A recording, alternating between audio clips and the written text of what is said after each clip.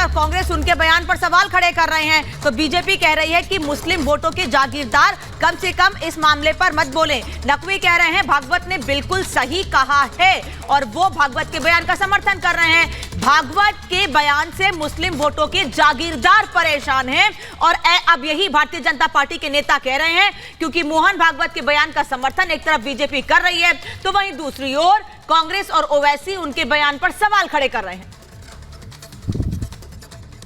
नकवी जी, एक बार फिर से मोहन भागवत जी ने जो बयान दिया है कि मुस्लिमों को देश में डरने की ज़रूरत नहीं है, मुस्लिमों के साथ कोई अन्याय नहीं हो रहा है, बस उनको अपनी पुरानी सोच बताइए। देखिए, उन्होंने बिल्कुल जो कहा है बिल्कुल सही कहा है।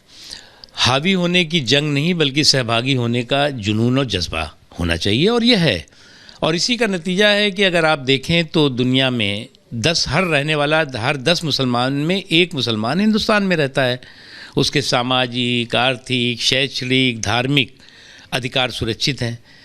समस्या जो है वो मुसलमानों की नहीं है, समस्या है जो मुस्लिम वोटों के पुश्तैनी जागीरदार और ठेकेदार हैं।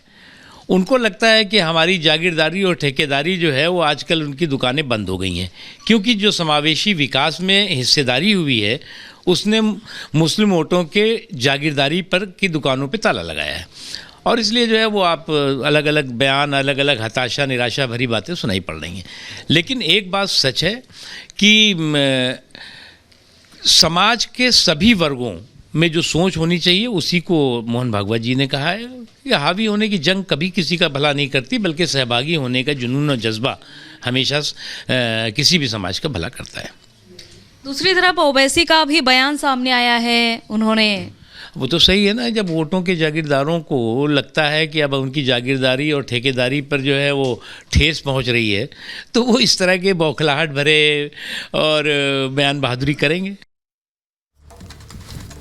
तो आपको बता दें कि आरएसएस प्रमुख मोहन भागवत की तरफ से आखिरकार बयान क्या दिया गया। मुसलमानों को लेकर एक बड़ा बयान वो देते हैं और कहते हैं कि इस्लाम को भारत में कोई खतरा नहीं है, लेकिन हम बड़े हैं, ये भाव छोड़ना पड़ेगा। देखिए रिपोर्ट में।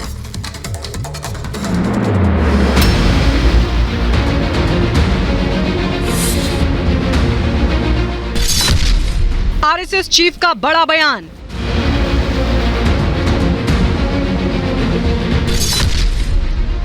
इस्लाम को देश में कोई खतरा नहीं है।